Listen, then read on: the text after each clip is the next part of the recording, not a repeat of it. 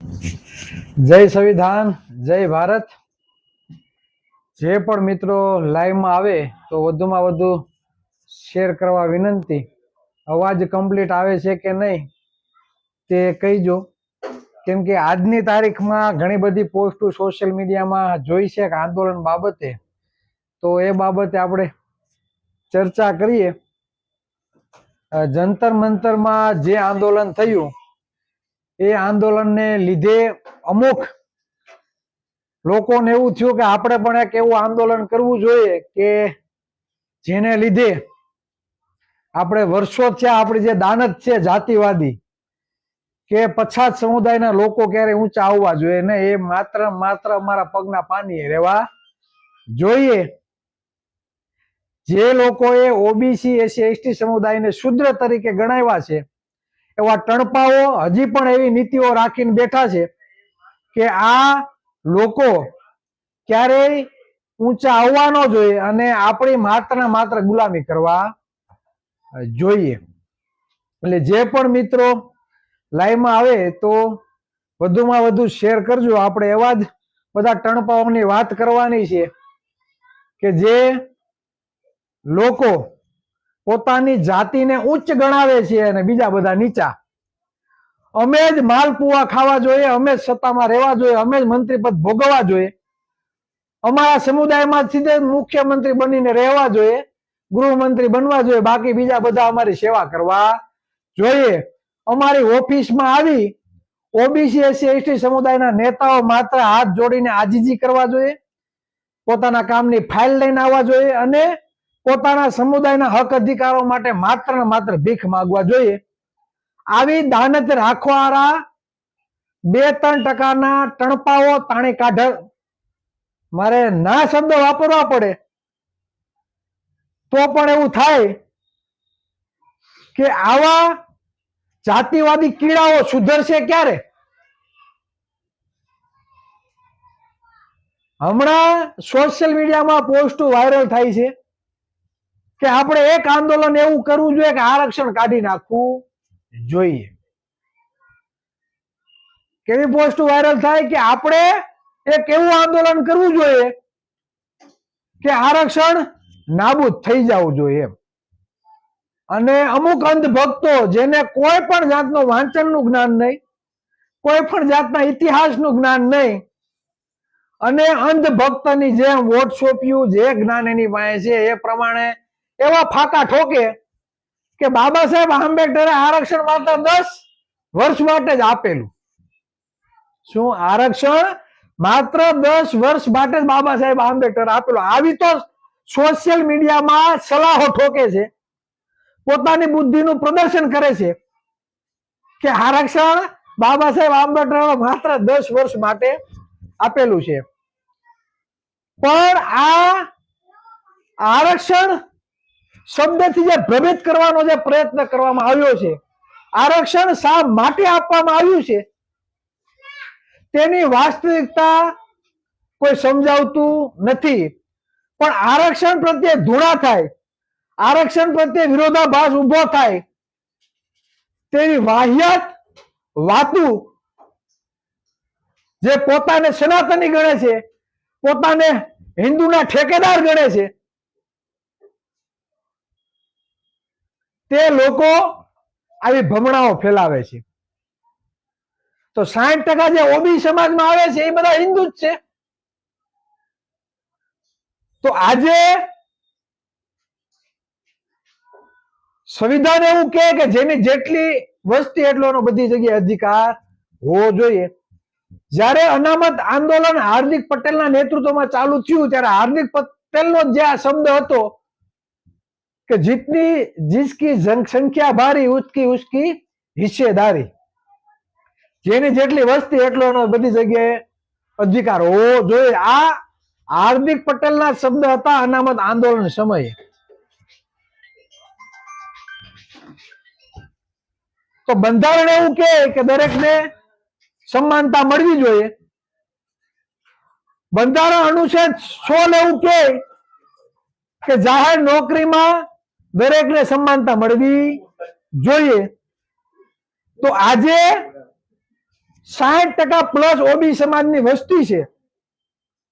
60% OB સમાજની વસ્તી છે, છતાં માત્ર 70% આરક્ષણ આપે છે, 70% લેખે આરક્ષણ મળતું નથી.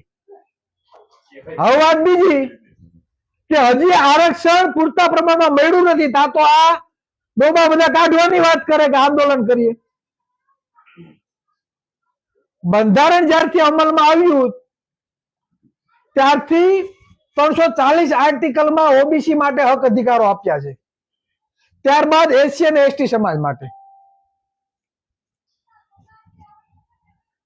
1960માં જ્યારથી બંધારણ અમલમાં આવ્યું ત્યારથી એસસી અને એસટી સમુદાયનું આરક્ષણ ચાલુ થઈ ગયું.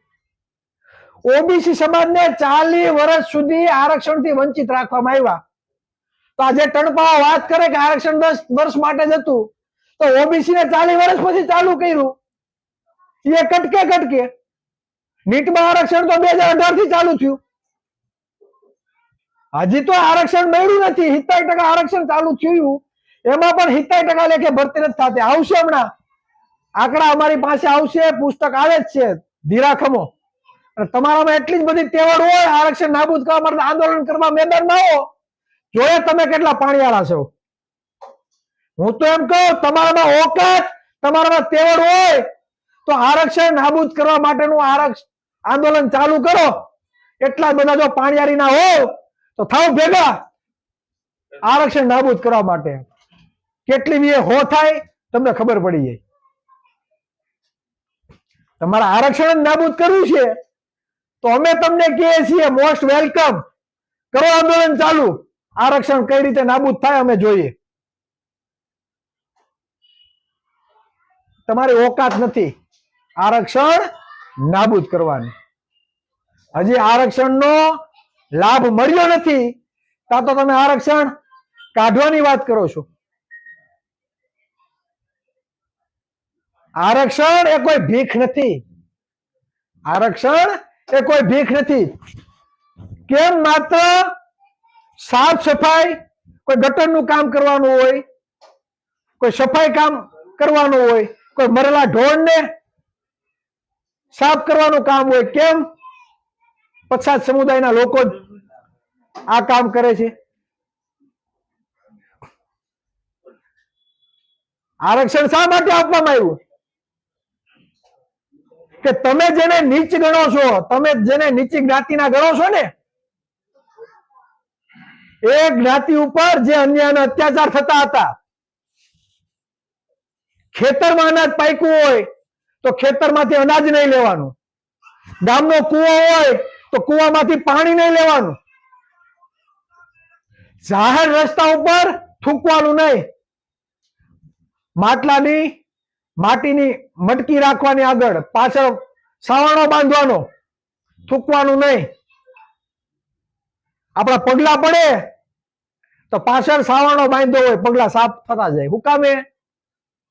કે જે ધર્મના ઠેકેદારો પોતાની જાતિને ઉચ્ચ ગણે છે, શૂદ્રના જે પગલા પડેલા હોય તેમાં આ લોકોના પગલા પડવા જોઈએ નહીં, નકર અભડાઈ જાય.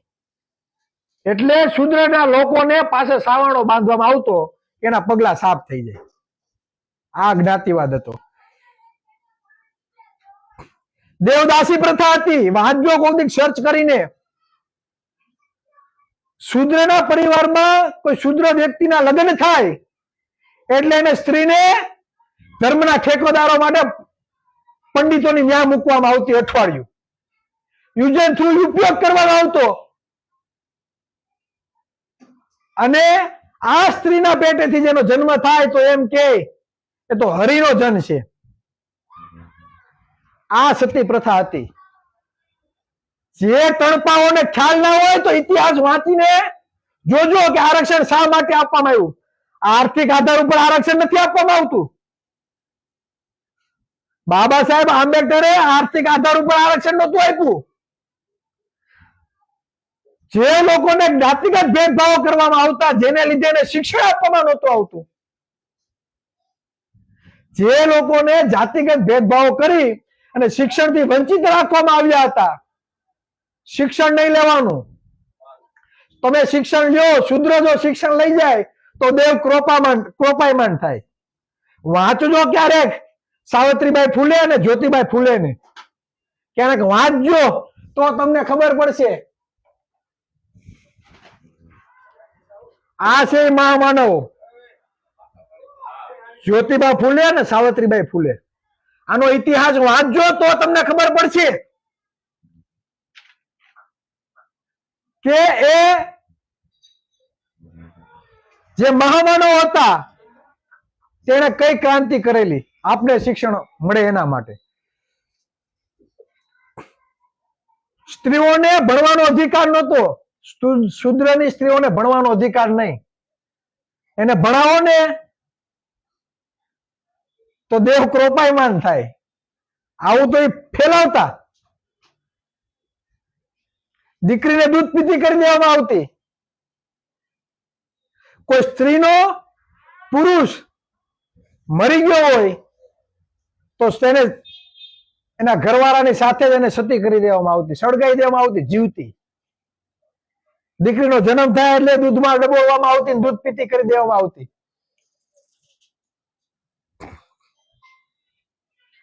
વિચાર તો કરો, અનાજ લેવાનો અધિકાર નહીં, પાણી પીવાનો અધિકાર નહીં. તમારા ગામમાં મંદિર હોય, રામજી મંદિર, રણછોડરાય નું મંદિર કે કોઈ બી દેવી દેવતાનું મંદિર હોય, શૂદ્રના લોકોને મંદિરમાં પ્રવેશ નહીં. આ વાસ્તવિકતા છે એટલે આરક્ષણ આપ્યું છે, કોઈ ભીખ નથી. તમારા ડોફાવ કાઢી નાખવું છે, થાવ જોઈએ ભેગા. કેટલી વીએ હો થાય ખબર પડે, કેટલી વીએ હો થાય એ ખબર પડે. ઈડબ્લ્યુએસ 10% આરક્ષણ આપ્યું, કયા ઓબીસી એસસી એસટી સમાજના સમુદાયના લોકોએ વિરોધ કર્યો? કોણે કર્યો કયો તો ખરી? 10% વસ્તીને 10% ઈડબ્લ્યુએસ આરક્ષણ મળ્યું છે, ત્યારે હાલના તકમાં 60% ઓબીસી સમાજની વસ્તી પ્રમાણે આરક્ષણ નથી મળ્યું. અને તમારે આરક્ષણ નાબૂદ કરવું, અમે તમને ચેલેન્જ આપીએ છીએ. તમારા તહેવાર હોય તો આરક્ષણ નાબૂદી કરવા માટેનું આંદોલન કરો, જોઈએ કેટલી વીએ હો થાય. તમારામાં તહેવાર હોય તો આરક્ષણ નાબૂદ કરવા માટેનું આંદોલન કરો જોઈએ, અને સરકાર પણ તમને સપોર્ટ કઈ રીતે કરે અમે જોઈએ છીએ. તમારી સરકાર ન પડી જાય અને આજીવન ઓબીસી એસસી એસટી સમુદાયના જો મતની ભીખ માંગતા ન થઈ જાવ ને તો કેજો. આંબેડકર વાદીનો પાવર શું હોય, સંવિધાનની તાકાત શું છે. જંતર મંતરમાં જે આંદોલન થયું ને એ તાકાત આની છે ભાઈ, બરાબર. જ્યારથી જંતર મંતરમાં આંદોલન ચાલુ થયું અને જ્યારે રિઝલ્ટ મળ્યું ત્યાં સુધી જંતર મંતરના બધા ફૂટેજ તમે જોઈ લેજો. માત્ર એક જ મહામાનવ ડોક્ટર ભીમરાવ આંબેડકર નું નામ ગુંજતું હતું સૌથી વધારે. કોનું નામ? ડોક્ટર ભીમરાવ આંબેડકર, જેણે આ બંધારણ બનાવ્યું છે ને અને આરક્ષણ આપ્યું છે. કેમ માત્ર ડોક્ટર ભીમરાવ આંબેડકર? તાકાત છે. તમારે આરક્ષણ નાબૂદ કરવું છે, કોનું નામ લેવો? હે? આરક્ષણ નાબૂદ કરવા માટે તમે કોને મોર કરશો? એના માટે અંધભક્તિ જરૂરી નથી ભાઈ. જે લોકોને આરક્ષણ થી તકલીફ પડતી હોય ને તો ક્યારેક સાહુજી મહારાજને વાંચજો. સાહુજી મહારાજને વાંચજો તો તમને ખબર પડશે કે આરક્ષણ શા માટે. આરક્ષણના જનક સાહુજી મહારાજ. ક્યારેક ઇતિહાસ વાંચીને તો જોજો. એટલે હમણાં બધા બહુ કૂદે છે, આરક્ષણ કાઢી નાખવું, આરક્ષણ કાઢી નાખવું.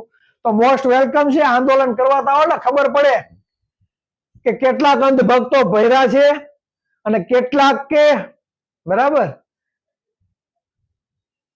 ખોટી ક્રાંતિ કરવાનો શોખ જેને ઉમરકા જાગતા હોય તો આરક્ષણ નાબૂદ કરવા માટેનું જેને આંદોલન કરવું હોય તો મોસ્ટ વેલકમ.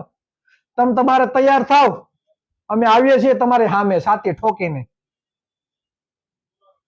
હજી ઓબીસી એસસી એસટી સમાજને આરક્ષણ શા માટે આપવામાં આવ્યું ને તે ખબર નથી. હજી પણ આ 85% સમૂહને હજી ખબર નથી કે તમને વસ્તીના પ્રમાણમાં આરક્ષણ નથી આપવામાં આવતું અને હજી પણ તમારા આરક્ષણના ભાગની નોકરીઓ ખુલ્લેઆમ ખવાઈ રહી છે, આજે ખબર જ નથી. આજે મેં એક ઓપન કેટેગરીમાં એક ભાઈ આવે છે આગેવાન, એનો મેં વિડીયો જોયો, ચક્રવાતમાં હતું, બરાબર. એ ભાઈ બહુ સરસ વાત કરી કે જો ઓબીસી એસસી એસટી સમુદાયની સામે પડશું ને, ઓબીસી એસસી એસટી સમુદાયની જો આપણે સામે પડશું તો 10% વાળાનું કઈ આવશે નહીં. શા માટે? લોકશાહી છે, લોકશાહીમાં જેના વધારે મત એનો રાજા. અત્યાર સુધી તમે જે ઉપયોગ કર્યો છે મતના જોરે ઓબીસી એસસી એસટી સમાજનો, એ અશિક્ષિત છે, પછાત સમુદાયમાંથી આવે છે, એટલે એને વાસ્તવિકતા ખબર નથી, વાસ્તવિકતા અજાણ છે, પોતાના મતની કિંમત સમજ્યા નથી, પોતાના મતની કિંમત નથી સમજ્યા, એટલે જ તમે સત્તા ઉપર બેઠા છો. બાકીના સત્તામાં ખુરશીમાં તમારે અડે નહીં. સમજ્યા તમે? ઓબીસી એસસી એસટી સમુદાયને ખબર પડે ને મતની કિંમત શું છે, તો ખુરશી છે ને ત્યાં તમારે સમજાય ને, એ તમારી ઓકાત નથી કે ત્યાં તમારી પડે. સમજાય છે? એટલે માપ માર્યો અને આવું કરો તો વધારે સારું. તો અમને થોડું સારું પડે ઓબીસી એસસી એસટી સમુદાયને જાગૃત કરવા માટે. તમે કરો, આરક્ષણ નાબૂદ કરવા માટેનું આંદોલન કરો ભાઈ. ખાલી વાતુના ફાકા ના જીકો, ભેગા થાવ, આરક્ષણ હટાવવાનું આંદોલન તમે કરો, એટલે અમને અમારા સમુદાયને જાગૃત કરવા માટેની મજા આવે, અમારો રસ્તો ચોખ્ખો આસાન થઈ જાય અને અમને ખબર તો પડે કેટલા અમારા વિરોધી છે. હે, ખ્યાલ તો આવે કેટલા અમારા વિરોધી છે. અને આજે પણ જ્ઞાતિવાદ ગયો નથી ભાઈ, બરાબર. આજે સોસાયટીમાં પૂછે કેવા કોળી, કેવા આહિર, કેવા ભરવાડ, તો ભાઈ અમે એને મકાન આપતા નથી. આ વાસ્તવિકતા છે. શિક્ષણ મંત્રી બન્યો, જોયું ને કોણ આવ્યું? આ ગુજરાતમાં અત્યાર સુધીમાં 2% ગુજરાતમાં મત છે, 8 વખત મુખ્યમંત્રી, 6% મત છે, 6 વખત મુખ્યમંત્રી, અને હજી 60% ઓબીસી સમાજ લટકે છે મુખ્યમંત્રી ખુરશી હાટું. માધવજી સોલંકી બેઠા ને તોય કેટલાના લોકોના પેટમાં તેલ લેડાણા. આરક્ષણનો લાભ લઈ તમે જે માલપુઆ ખાધા છે એ તમને કોઈ દેખાતું નથી. મૌખિક ઇન્ટરવ્યુમાં ખુલ્લેઆમ અન્યાય થાય છે, ખુલ્લેઆમ જ્ઞાતિવાદ થાય છે, અને તમારે એટલા જ બધા પક્તિના થતા હોય તો જેને ક્લાસ 1 ને 2 અધિકારી કઈ જ્ઞાતિના કેટલા છે લિસ્ટ જાહેર કરો ને, કયો સરકારને જાહેર કરે. જજ કોના સમુદાયના છે, કલેક્ટર કોણ છે, આઈએસ આઈપીએસ અધિકારીઓ કોણ છે, કોના સમુદાયના મામલતદાર છે, કલેક્ટર કોણ છે, સચિવો કોણ છે, એટલા જ બધા ફક્યાતીના થતા હોય તો આંકડા જાહેર કરો એટલે ખબર પડે કે આરક્ષણનો લાભ કોણે લીધો છે.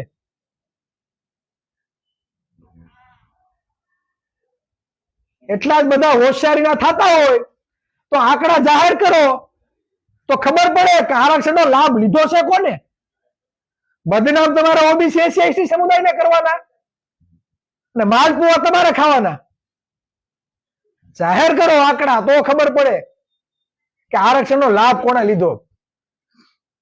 જાહેર કરો તો ખબર પડે કે આરક્ષણનો લાભ લીધો હોય ને 10 વર્ષ લગી આરક્ષણ નહીં આપવાનું, એવું કઈક ચાલુ કરીએ. આ સમુદાયોને 3,000 વર્ષ સુધી ગુલામ રાખ્યા જાતિવાદી કરીને, તો એ કોઈને દેખાણા નહીં. 3,000 વર્ષ સુધી તમે એક ચોક્કસ સમુદાયના લોકોએ આરક્ષણનો લાભ લીધો બધી જગ્યાએ, તો એ તમને કોઈને દેખાણું નહીં. હજી આરક્ષણ મળ્યું નથી તો તમે આરક્ષણ કાઢવાની વાત કરો છો. એટલે માપમાં રહેવું, મેદાનમાં આવવું, બરાબર. અમે મોરે મોરો દેવા માટે તૈયાર છીએ. શું? મોરે મોરો દેવા માટે તૈયાર છીએ. અમે એ જ ઓબીસી સમાજમાંથી આવતા સમ્રાટ અશોક હોય, ચંદ્રગુપ્ત મૌર્ય હોય, કે શિવાજી હોય, કે સાવજી મહારાજ હોય, અમે એના વંશજો છીએ.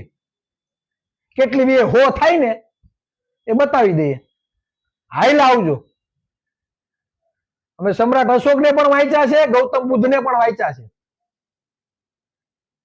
એટલે એટલી જ બધી બાયુ ચડાવવાની શોખ હોય તો મોરે મોરો દેવા માટે અમે તૈયાર છીએ.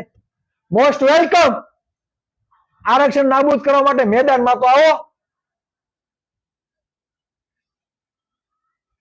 તો ખબર પડશે કેટલી વીએ હો થાય. એટલે હમણાં આ બધું ચાલી રહ્યું છે. આ લોકોને વહેમ છે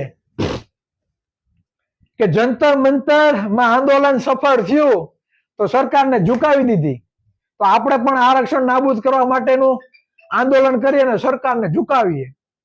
હવે મનમાં વેમ ને ફાકા હોય તો કાઢી નાખજો, ગાળો ખાવી હોય તો કરજો આવું બધું, બરાબર? ખુલ્લે આમ પડે ભાઈ. અને હું તો એમ કરો તો બહુ મજા આવે.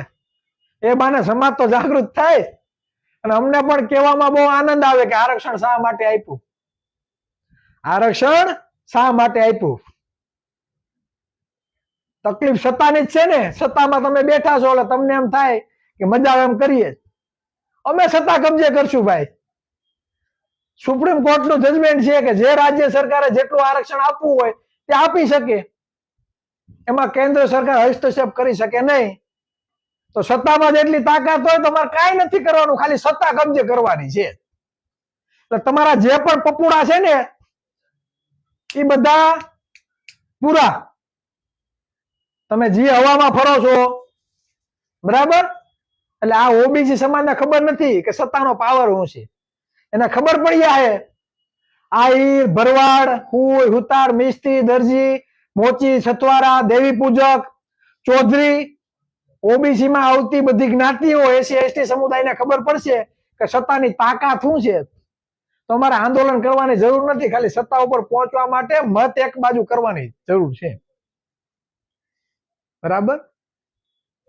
એટલે ઓલું ન થાય જાતું તું વાડમાં, બરાબર? આ વસ્તુ ન થાય, ધ્યાન રાખજો. આરક્ષણ નાબૂદ કરવું ને જાતું તું વાડમાં અને અવરું ન હોય જાય, એ ધ્યાન રાખજો પાછું, બરાબર? એટલે બહુ તકલીફ થાય. આરક્ષણ કાઢવાની જો વાત કરે ને તો બહુ તકલીફ થાય, કે આઝાદીના 76 વર્ષ પછી પણ હજી ઓબીસી સમાજ પછાત અને પછાત દરજ્જામાં આવે છે. પછાત પણ દૂર તો થયું નથી. સરકારી શાળાઓ બંધ કરી દીધી. પેલા શિક્ષણ આપવામાં નહોતું આવતું, તો અત્યારે પણ આ જ પોઝિશન. સરકારી શાળાઓને ખાડે ઘાલી દીધી. ધોરણ 10 પછી 2,30,000 વિદ્યાર્થીઓ દર વર્ષે શાળા છોડે છે. તો આ હિન્દુના જ દીકરા છે અને તમે તમારા જાતને સનાતની સમજો છો, ગોફાવ. આ હિન્દુના દીકરાઓને નોકરીને શિક્ષણ નથી મળતું, એ કરો ને. વાત એ કરો કે સમાનતા મળવી જોઈએ, આરોગ્ય અને શિક્ષણ દરેકને એક સમાન મળવું જોઈએ, એ વાત કરો. કોઈને પણ અન્યાય ન થવો જોઈએ. વાત એ કરો કે અમે તો 2% વસ્તી છે ને 8 વખત મુખ્યમંત્રી બની ગયા, હવે અમારો મુખ્યમંત્રીમાં વારો નહીં, હવે ઓબીસી સમાજનો વારો આવવા દો, એસી એસટી સમુદાયનો આવવા દો. આવું વાત કરો ને તો મજા આવે. માલફુવા કાઈને અડીખમ ધરાઈ ગયા છો તો બીજા કોકનો વારો તો આવવા દો, એ પેલા કાઢી નાખવું છે.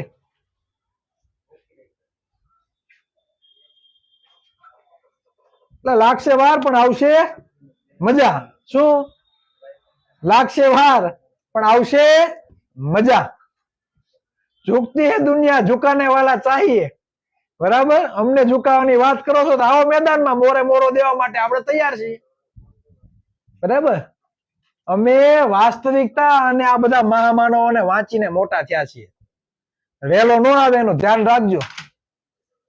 આ જેને બંધારણ લખ્યું ને ભાઈ, બરાબર, એને વાંચીને અમે સમાજમાં જઈએ છીએ, વોટ્સઅપ જ્ઞાન લઈને નહીં, બરાબર? એટલે માપમાં રહેવું. અને હજી કહું છું, મોરે મોરો દેવો હોય તો તૈયાર થઈ જાજો. તમે આરક્ષણ નાબૂદ માટેનું આંદોલન કરો અને અમે સત્તા કબજો કરવા માટેનું આંદોલન કરીએ. જે પણ મિત્રો લાઈવ નિહાળતા હોય, આ વાત બહુ ગંભીર છે. જો આ બાબતે તમે જો હજી પણ જાગૃત નહીં થાવ તો નોકરીઓ તો જાય જ છે, અને પછી હાવ નામો નિશાન પૂરું ન થઈ જાય એનું ધ્યાન રાખવાની જવાબદારી કોની છે? આપણે.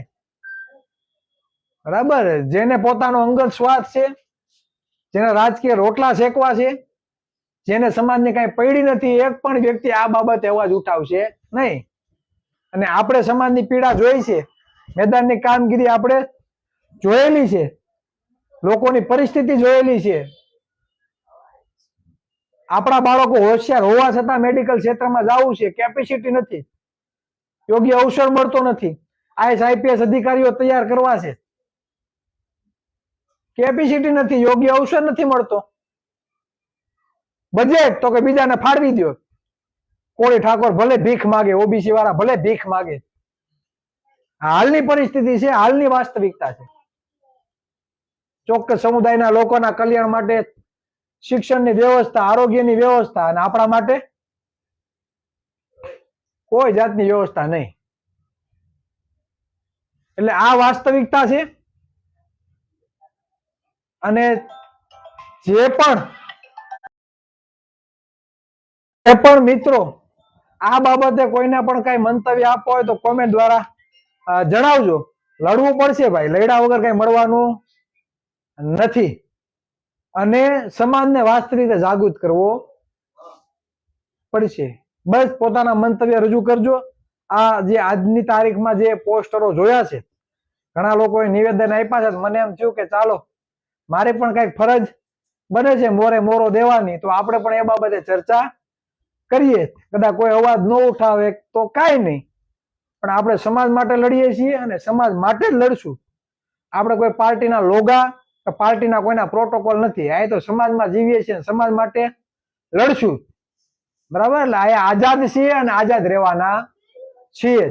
એટલે અમારા હક અધિકાર માટે તડપ મારવાની કોઈ કોશિશ કરી, અમારા હક અધિકારો જે છીનવવાની કોશિશ કરશે, અમે કોઈના હકનું પડાવવા માંગતા નથી, પણ અમારા હકનું કોઈ છીનવીને લઈ જશે તે આજે પણ સહન નહીં કરીએ અને કાલે પણ નહીં.